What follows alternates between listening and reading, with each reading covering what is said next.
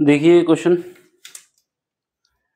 इसमें क्या है हमारे पास दिया गया है, इंटीग्रेशन करना है -1 से 3/2 और ये क्या है मॉड ऑफ, ये मॉड के अंदर है x sin πx dx, इसका मान ज्ञात करना है। देखो मॉड की प्रॉपर्टी अच्छी तरीके से पता होना चाहिए। मॉड का मतलब होता है जो भी रिजल्ट आएगा एक बार प्लस आएगा एक बार निगेटिव आएगा, लेकिन वो किस रेंज पे प्लस होगा किस रेंज पे निगेटिव होगा ये भी हमको देखना होगा। ठीक है, तो इसके लिए देखो सबसे पहले हम इसको i मान लेते हैं। ठीक, तो ये कितना आ जाएगा -1 से 3/2 और mod of x sin πx और dx हो जाएगा। ठीक है, अब इसके बाद एक हमारे पास इंटीग्रेशन की प्रॉपर्टी होती है।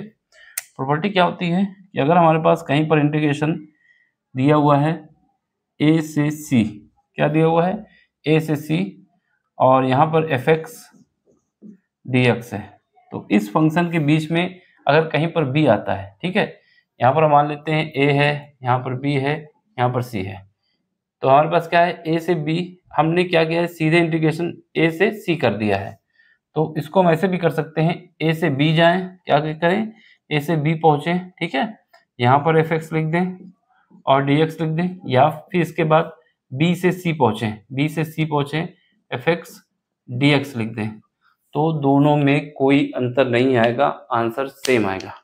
ये वाली प्रॉपर्टी हमें याद होनी चाहिए। क्या है कि अगर a से c में है या तो हम डायरेक्ट इंटीग्रेशन कर सकते हैं या फिर a से b में जाएं फिर उसके बाद b से c में जाएं, तो ये भी सही है और ये भी सही है, तो ये प्रॉपर्टी यूज होने वाली है यहाँ पर। ठीक है, इस वाली प्रॉपर्टी का हम लोग यूज करने वाले हैं।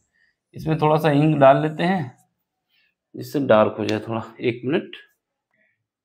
ठीक है, तो ये हम कर सकते हैं। तो इसको करने का मतलब है कि यहाँ से हम i इक्वल लिख सकते हैं, पहले -1 से 1 जाते हैं, -1 से 1 जाते हैं और mod of x sin πx और dx लिखते हैं। ठीक है, फिर उसके बाद इसको हम फिर चेंज कर लेते हैं और ये 1 से 3/2 जाते हैं।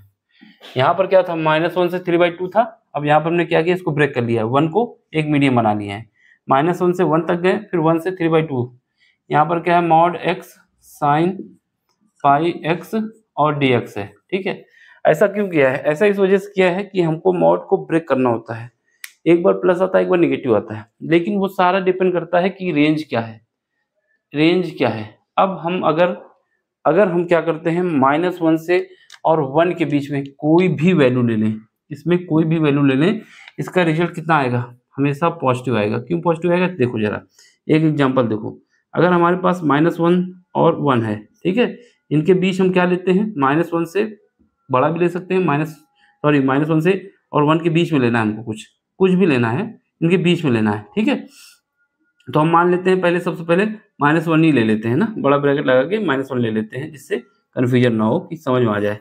-1 लेते हैं यहाँ पर, जब -1 लेंगे तो क्या आएगा, यहाँ पर हमारे पास -1 ले लेते हैं तो ये आएगा माइनस का x, फिर यहाँ पर रखोगे साइन, यहाँ पर पाई है माइनस का पाई, x की जगह क्या लिए हैं, x की जगह -1 लिए हैं, सॉरी x की जगह -1 लिए हैं, x बराबर -1 हमने पुट किया है, इसमें क्या किया है x बराबर -1 पुट किया है, तो यहाँ पर -1 हो जाएगा, यहाँ पर x की जगह -1 हो जाएगा। अब हमारे पास क्या होता है -1 ये है, ऊपर से साइन, अगर कहीं पर साइन माइनस थीटा होता है तो क्या आता है माइनस का साइन थीटा आता है, तो ये क्या होगा, ये माइनस बाहर आ जाएगा, तो यहाँ पर क्या आ जाएगा, ये माइनस का बाहर आ जाएगा और मेरे पास माइनस का बाहर आ गया और साइन पाई आ गया।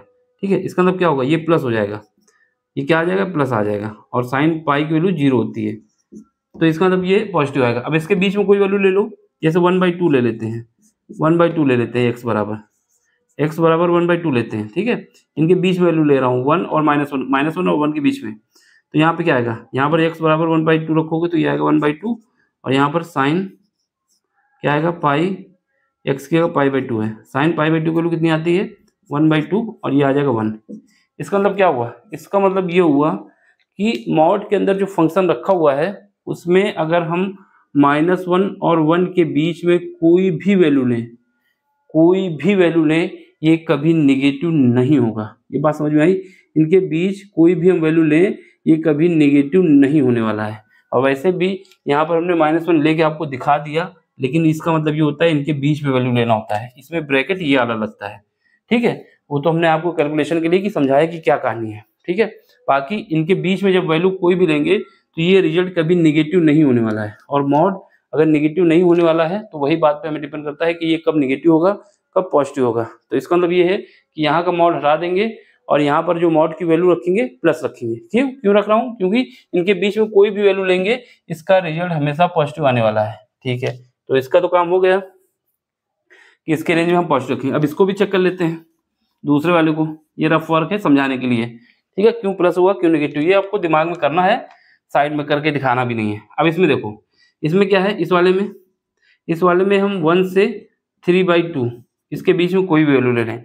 अब 3/2 और 1 के बीच में कौन सी वैल्यू ले सकते हैं, इनके बीच में हम वैल्यू ले सकते हैं, जैसे 2 ले लेते हैं। 2 तो आएगा नहीं क्योंकि ये ज़्यादा हो जाएगा, तो इसकी जगह हम ले सकते हैं 4/3 ले सकते हैं।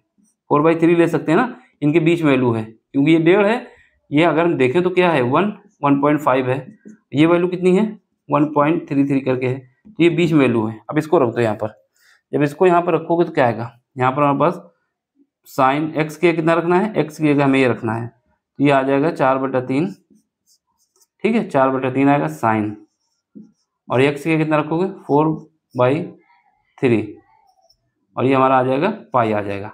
अब सुनो, ये हमारे पास क्या आया है, ये हमारे पास आया 4π/3। 4π/3 का मतलब है कि हमारे पास जो पहला क्वाड्रेंट ये होता है, दूसरा क्वाड्रेंट में, पहले क्वाड्रेंट में जितने भी ट्रिग्नोमेट्रिक फंक्शन होते हैं सब पॉजिटिव होते हैं। सेकंड क्वाड्रेंट में क्या होता है, साइन और टेन, साइन और साइन का उल्टा क्या होता है कॉसेक, ये पॉजिटिव होता है। यहाँ पर टेन पॉजिटिव होता है, और यहाँ पर कॉस और कॉस का उल्टा कॉसेक पॉजिटिव होता है। इसकी रेंज 0 से π/2 होती है, इसकी रेंज π/2 से पाई होती है, क्या होती है पाई होती है, और इसकी रेंज क्या होती है पाई से 3 π/2 होती है, और इसकी रेंज इस वाले क्वाड्रेंट की 3 π/2 से 2 पाई होती है, ठीक है। सुनो, ये क्या है, इसकी वैल्यू कितनी आएगी, हमेशा 1/3, जो 4/3 का मतलब है 1.33, इसका मतलब ये वैल्यू जो आएगी पाई से ज़्यादा आएगी। 1.3 का मल्टीप्लाई 1.33 का मल्टीप्लाई करोगे पाई में, तो इसका रिजल्ट पाई से ज़्यादा आएगा। इसका मतलब ये किस क्वाड्रेंट में लाई करेगा, तीसरे में, और तीसरे क्वाड्रेंट में साइन हमेशा निगेटिव होता है, क्योंकि यहाँ पर टेन पॉजिटिव होता है। तो ये सब हमको सोच के, इसका मतलब ये हुआ इनके बीच 1 और 3/2 के बीच कोई भी वैल्यू हम रखें, कोई भी वैल्यू रखें, इसका रिजल्ट हमेशा निगेटिव आने वाला है। तो इसको पॉजिटिव के साथ खोलना है, इसको निगेटिव के साथ खोलना है। ये कैसे खोलना है ये हमने आपको समझाया है, अगर नहीं समझ में आया तो वीडियो रिवाइंड करोगे तो समझ में आ जाएगा। अब हम सीधे सॉल्व कर रहे हैं, ठीक है। ये हमने समझा दिया आपको कैसे आया, अब हमारा क्वेश्चन सॉल्व हो जाएगा। चलो, यहाँ पर क्या है, यहाँ पर जब इसको करेंगे तो यहाँ पर हमारे पास क्या आएगा, ये पॉजिटिव के साथ खुलेगा। क्यों खुलेगा, क्योंकि इसकी इस रेंज के बीच में ये हमेशा पॉजिटिव रिजल्ट देने वाला है। तो यहाँ पर हमारे पास क्या हो जाएगा, -1 से 1, और इसको मॉड हटा के x साइन पाई x, वो भी हटा देना bracket, x sine pi x और dx आएगा। ये पॉजिटिव क्यों खुला है ये हमने समझाया है, पीछे वीडियो देख लेना। यहाँ पर प्लस, यहाँ ये निगेटिव क्यों खुलेगा, क्योंकि हमने भी समझाया कि इनके बीच में कोई भी वैल्यू ले ये हमेशा निगेटिव आने वाला है। तो यहाँ पर हम सीधे माइनस लगा दे रहे हैं, ठीक है। -1, ये क्या है 3/2, ये कितना आ जाएगा x sine pi x dx। इसकी वैल्यू, ये जो यहाँ पर प्लस होता है, ये जो हमारा निगेटिव खुला है इस वजह से ये निगेटिव यहाँ पे आया है। यहाँ पर प्लस है लेकिन ये निगेटिव खुलेगा, क्यों खुला है, क्योंकि हमने पीछे समझाया है इनके इस बीच की रेंज में कुछ भी वैल्यू x की रखें ये हमेशा निगेटिव आने वाला है, इस वजह से ये खुला है निगेटिव, ठीक। तो यहाँ पर हमारे पास हो गया। अब हमारे पास फार्मूला याद होना चाहिए, इसको अब सॉल्व करना है। अगर हमारे पास दो फंक्शन होते हैं, अगर हमें समाकलन करना है, एक फंक्शन हमारा f1 है, दूसरा f2 है, और इनका समाकलन करना है, इंटीग्रेशन करना है, तो कैसे करोगे, पहले फंक्शन को ऐसे ही लिख देते हैं, दूसरे फंक्शन का समाकलन कर देते हैं dx, ठीक है। फिर माइनस लगाते हैं, बड़ा ब्रैकेट लगाते हैं, माइनस लगाते हैं, समाकलन का निशान लगाते हैं, बड़ा ब्रैकेट लगाते हैं, ठीक है। फिर उसके बाद f1, यानी पहले फंक्शन का डिफरेंशिएशन कर दो, फिर सेकंड का फिर डेरिवेटिव कर दो, और ब्रैकेट बंद करके फिर dx कर दो। तो ये हमारे पास फार्मूला होता है, ये फार्मूला भी याद होना चाहिए, यहाँ पर ये भी यूज हो। क्या करना है, सबसे पहले दो फंक्शन का अगर हमें समाकलन करना है, इंटीग्रेशन करना है, तो पहले फंक्शन को लिख देना है, ठीक है। पहले फंक्शन को लिख दोगे, दूसरे फंक्शन का समाकलन कर देंगे, फिर उसके बाद माइनस लगाएंगे, फिर समाकलन का निशान लगाएंगे, ब्रैकेट लगाएंगे, पहले फंक्शन को डिफरेंशिएट कर देंगे, दूसरे फंक्शन का फिर समाकलन कर देंगे, फिर ब्रैकेट बंद करेंगे, फिर dx लिख देंगे। ठीक, अब यहाँ पर देखो, यहाँ पर आइलेट का भी यूज होता है। आइलेट का मतलब है कौन सा फंक्शन हमारा पहला फंक्शन होगा। देखो आई का मतलब है इनवर्स, अगर कहीं पर भी इनवर्स फंक्शन दिया हुआ है तो सबसे पहले उसको हमें पहला फंक्शन मानना होगा। एल का मतलब होता है लॉगरिथम, लॉग वाला फंक्शन होता है लॉगरिथम, तो उसको लेना होगा अगर इनवर्स नहीं है तो। फिर उसके बाद ए का मतलब होता है एलजेब्रा, टी का मतलब होता है टेक्नोमेट्रिक, और ई का मतलब होता है, क्या होता है ई का मतलब होता है एक्सपोनेंशियल। यहाँ पर देखो, यहाँ पर टेक्नोमेट्रिक फंक्शन है और ए का मतलब है एलजेब्रा, ये एक हमारा एलजेब्रा का काम करेगा। तो पहले इसको हमको मानना होगा फर्स्ट फंक्शन। यहाँ पर साइन पाई एक्स को नहीं मान लेना फर्स्ट, क्योंकि आइलेट के हिसाब से टेक्नोमेट्रिक फंक्शन एलजेब्रा फंक्शन से बाद में आता है, तो x जो है वो एलजेब्रा फंक्शन है, इस वजह से इसको पहला फंक्शन मानेंगे और इसको सेकंड फंक्शन मानेंगे। ठीक, चलो अब इसको सॉल्व करते हैं। तो ये सब हमने एक एक स्टेप यहाँ पे बता दिया है, हवा में नहीं उड़ाया है कुछ। ठीक, अब यहाँ पे आ जाओ, इसको इधर कर देते हैं। यहाँ पे देखो i इज इक्वल टू, पहले फंक्शन इसमें कर रहे हैं, इसका जब इंटीग्रेशन करेंगे तो क्या करेंगे, पहले फंक्शन को ऐसे लिख देना है, यानी x को ऐसे लिख दो। अब साइन पाई एक्स यहाँ पर लिख लो फार्मूला।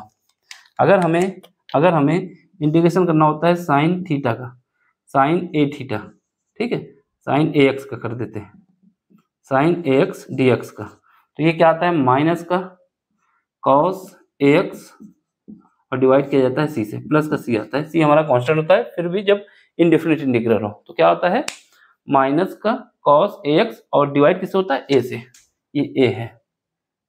ठीक है, उसका यूज हो गया। चलो पहले फंक्शन को क्या करना है, पहले फंक्शन को इसके हिसाब से पहले ऐसे लिख देना है, हमने लिख दिया। अब क्या करना है, इस वाले फंक्शन को डिफरेंशिएट करना है, तो कितना आएगा माइनस का कॉस पाई एक्स और पाई से डिवाइड हो जाएगा, क्यों, क्योंकि एक ही जगह पे पाई है।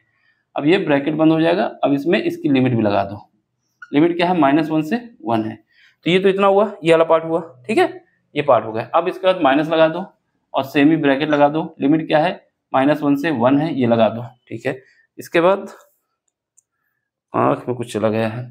ठीक है, अब क्या करना है, पहले फंक्शन को डिफरेंशिएट करना है। पहला फंक्शन हमारा x है, x का डिफरेंशिएशन 1 आता है, इसको लिख दिया। फिर दूसरे फंक्शन का फिर इंटीग्रेशन करना है, वो क्या है, वो है हमारे पास माइनस का कॉस पाई एक्स और डिवाइड किससे करोगे, पाई से करोगे। ठीक, तो ये हमारे पास आ जाएगा, और यहाँ पर क्या है, ये हमारा dx आ जाएगा। ठीक, समझ में आया। तो ये हमने बंद कर दिया ब्रैकेट भी।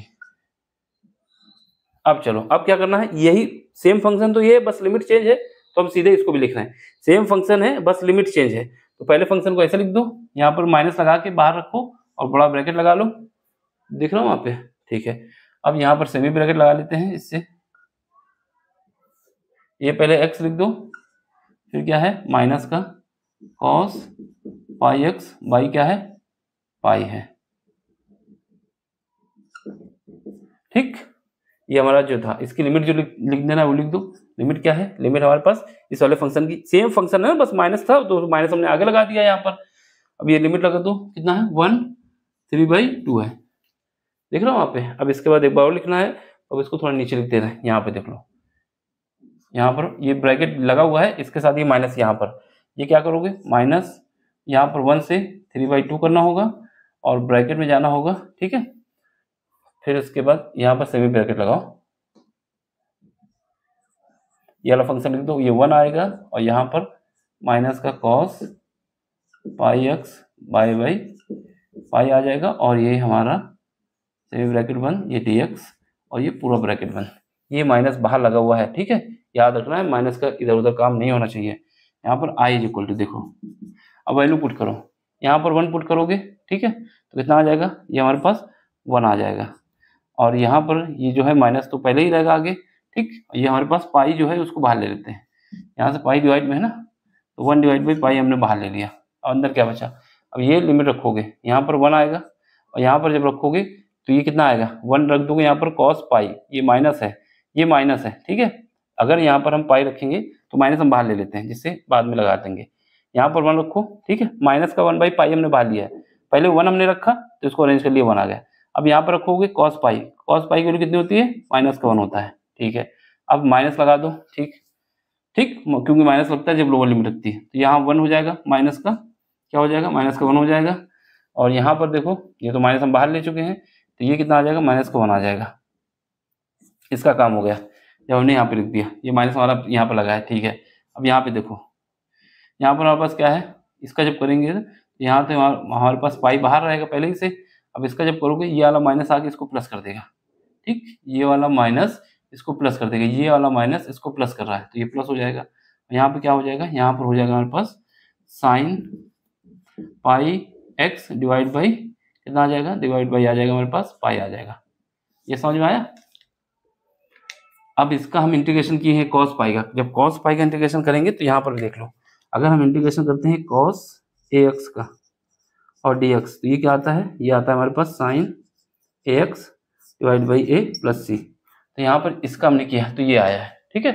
तो यहाँ रिंग लाइट बंद कर दे तो ज़्यादा सही रहेगा, ठीक।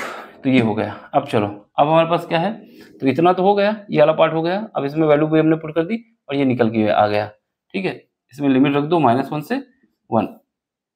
अब यहाँ आओ, इस पे देखो, इस पे क्या है, ये वाला माइनस हम अंदर ले जाएंगे बाद में, पहले ब्रैकेट लगाए रखते हैं। ये वैल्यू पुट करो, यहाँ पर पहले रखोगे तो यहाँ पर ये माइनस है, तो इसको माइनस बाहर रख लेते हैं, सेमी ब्रैकेट लगा लेते हैं, क्योंकि ये कैलकुलेशन में दिक्कत कर देगा। नहीं तो 3/2, तो ये वाला पाई नीचे दे देते हैं, 3/2 पाई हो जाएगा, ठीक है। अब यहाँ पे देखो, यहाँ पर ये वाला माइनस हमने बाहर रख दिया। अब cos 3π/2, ठीक है, 3π/2 हो गया। अब यहाँ पे फिर उसके बाद माइनस लगा दोगे, ये वाला माइनस तो बाहर है, यहाँ पर रखोगे तो 1 आएगा, और इस पर रखोगे कितना आएगा, इस पर रखेंगे, ये हम पाई को बाहर ले लेते तो ज़्यादा सही था, फिलहाल तो ले लिए यहीं पर, तो यहाँ पर 1/π तो देना ही पड़ेगा। ये 1 रखोगे तो ये हमारे पास क्या आएगा, माइनस तो आ ही गया था, माइनस हमने बाहर लिया है, जब इसमें माइनस रखोगे तो ये हमारा cos पाई आ जाएगा, क्या आ जाएगा, cos पाई आ जाएगा, ठीक। इसके बाद ये बंद हो जाएगा, ये हमारा cos पाई आया यहाँ पर, ठीक है। इस पर जब 1 रखा है तो x की जगह 1 हो जाएगा, माइनस हम बाहर लिए हुए हैं, ये हमारा 1/π अलग है, ठीक। अब इसको देखो, जब इसको सॉल्व करेंगे माइनस का, इसमें देखो, इसमें क्या है, यहाँ पर 1/π तो बाहर ले लो, ये वाला माइनस भी बाहर ले लो, तो ये हमारा प्लस हो जाएगा। ये वाला माइनस आके इसको प्लस कर देगा, समझ रहे, ये वाला माइनस इसको प्लस कर देगा। और यहाँ पर लिमिट क्या हो जाएगी, यहाँ पर लिमिट बाद में देखो, पहले ये वाले माइनस ने इसको प्लस कर दिया है, ठीक है, और 1/π भी हमारा बाहर आ चुका है। अब इसका करोगे, इसका क्या है, इंटीग्रेशन करना होगा, तो ये तो प्लस हो चुका है cos, जब इसका इंटीग्रेशन करोगे कितना आ जाएगा, sine pi x divide by pi आ जाएगा, और इसकी लिमिट क्या रखोगे, वही 1 3/2। ये बात समझ में आई। जैसे हमने इसका किया था सेम इसका भी हुआ है, यहाँ पर ये पाई हमारा बाहर है, ठीक है, इसमें भी पाई बाहर है। अब वैल्यू हमें पुट करनी है और कुछ नहीं है। चलो यहाँ से i = 2, जब इसको सॉल्व करोगे तो माइनस माइनस प्लस हो जाएगा, फिर माइनस हो जाएगा, माइनस माइनस प्लस हो जाएगा, फिर माइनस हो जाएगा, फिर यहाँ -1 है, कितना आ जाएगा, 2 आ जाएगा। तो ये कितना आ जाएगा, ये देखो, ये माइनस माइनस प्लस हो जाएगा, फिर यहाँ -1 बचा, यहाँ पर भी -1 है, तो दोनों को ऐड करोगे माइनस का 2 आएगा, एक माइनस यहाँ पर है, तो ये क्या हो जाएगा, प्लस का कितना हो जाएगा, 2/π हो जाएगा। इसका काम खत्म। अब यहाँ पे देखो, यहाँ पर हम क्या करेंगे, 1/π² तो है यहाँ पर, ठीक है, 1/π²। अब साइन पाई की वैल्यू 0 होती है, साइन -π रखोगे तब भी 0 आएगा। यहाँ पर अगर साइन पाई की बोलोगे या साइन -π की बोलोगे तो साइन पाई की वैल्यू क्या होती है, 0, तो ये 0 हो जाएगा, तो ये हमारा 0 हो गया। इसके इस पार्ट को तो 0 कर दिए, ठीक है। अब इसमें आ जाओ, ये माइनस है, ठीक है, यहाँ पर ब्रैकेट लगा देते हैं, ये वाला ब्रैकेट, सेमी ब्रैकेट यहाँ पर लगाओ, ये हमारा कौन सा है, सेमी ब्रैकेट, ठीक है। ये माइनस जो है, सुनो, इतना तो हो गया काम मेरा यहाँ तक, ठीक है, ये हमारा हो गया काम। अब ये माइनस लगा हुआ है, ठीक है, ये माइनस हमारा काम आएगा अभी, ये माइनस है, ये माइनस के साथ अगर अंदर भेजते हैं तो ये क्या हो जाएगा, प्लस हो जाएगा, और ये माइनस हो जाएगा। फिलहाल इसको माइनस बाहर रखते हैं, माइनस को भी बाहर रखते हैं, जो अंदर वाला माइनस है उसको अंदर कर देते हैं। ये कितना हो जाएगा, ये हमारा माइनस का 3/2 हो जाएगा, ठीक है, माइनस का 3/2 हो जाएगा। और यहाँ पर देखो cos पाई 3π/2 की वैल्यू कितनी होती है, cos 3π/2 का मतलब है ये किस क्वाड्रेंट में पहुंच जाएगा, ये क्वाड्रेंट पहुंच जाएगा तीसरे में, ठीक है, किसमें पहुंच जाएगा, तीसरे में। और तीसरे में जो cos होता है क्या होता है, निगेटिव होता है, समझ रहे ना, जो क्वाड्रेंट बताया था, ये क्या है, पाई से वैल्यू ज्यादा है, तीसरे में निगेटिव होता है, इसका मतलब -1 आ जाएगा। ये cos 3π/2 की वैल्यू -1 होगी, क्यों होगी, क्योंकि ये तीसरे क्वाड्रेंट में पहुंच गया है, ठीक। चलो अब इसके बाद क्या है, ये हो गया मेरा, ये हो गया। अब यहाँ पे देखो, यहाँ पर क्या है पाई, कॉस पाई की वैल्यू कितनी होती है, माइनस का 1 होती है। कॉस पाई, सॉरी ये गलती हो गई, यहाँ पर क्या है कॉस 3π/2 और कॉस π/2 की वैल्यू 0 होती है, तो ये तो 0 हो जाएगा, माइनस नहीं होती है, क्या होगा 0 हो जाएगा, तो ये तो 0 हो जाएगा। ठीक है, ये 0 होता है ना, कॉस 90 की वैल्यू कितनी होती है 0, कॉस 3π/2 करोगे तब भी 0 आएगा। ठीक है, ये देखो ये कितना आ जाएगा, यहाँ पर हमारे पास माइनस है, ये कितना हो जाएगा 1, जब यहाँ पर इसकी जो लिमिट तो रखी नहीं हमने, अच्छा ये 100 लिमिट रख चुके हैं, ये कितना हो जाएगा 1/π तो है हमारे पास, 1/π तो हमारे पास है, और ये कॉस -1 हो जाएगा, तो ये -1 हो जाएगा। ये बात समझ में आई, ये 0 क्यों हुआ, ये 0 इस वजह से हुआ कि cos π/2 की वैल्यू 0 होती है, cos 3π/2 भी होगा तब भी 0 होगा। ठीक, तो ये हो गया। अब इसको सॉल्व करना है, यहाँ पर देखो, यहाँ पर माइनस, ये वाला माइनस बाहर अभी लगा हुआ है, यहाँ पर प्लस देखो, ये 1/π², ये पाई स्क्वायर, एक पाई इधर वाला, ये वाला पाई इधर आ चुका है। अब यहाँ पे देखो, यहाँ पर क्या है cos sin 3π/2, ये जो वैल्यू पुट करेंगे, और ये पाई को इसके साथ दे दिया है। ठीक है, माइनस ये कितना आ जाएगा साइन पाई आ जाएगा। ठीक, कितना आ जाएगा पाई आ जाएगा। ये देख लो, एक एक कैलकुलेशन हम बार बार समझा रहे हैं क्योंकि गलत हो सकता है यहाँ पर ज़्यादा। ये कितना आ जाएगा, ये हमारा हो जाएगा 2π, ये पार्ट तो 0 हो जाएगा, खत्म है ये। ठीक है, अब यहाँ पे आओ, ये पार्ट इससे खत्म है, ये इधर आ जाओ, ये देखो माइनस है, ये भी माइनस है, ये क्या हो जाएगा प्लस हो जाएगा, ये माइनस है, ये माइनस है, ये माइनस है। ठीक है, यहाँ पर ब्रैकेट लगा दिया है, तो ये जो है ये हमारा सेमी ब्रैकेट होना चाहिए यहाँ पर,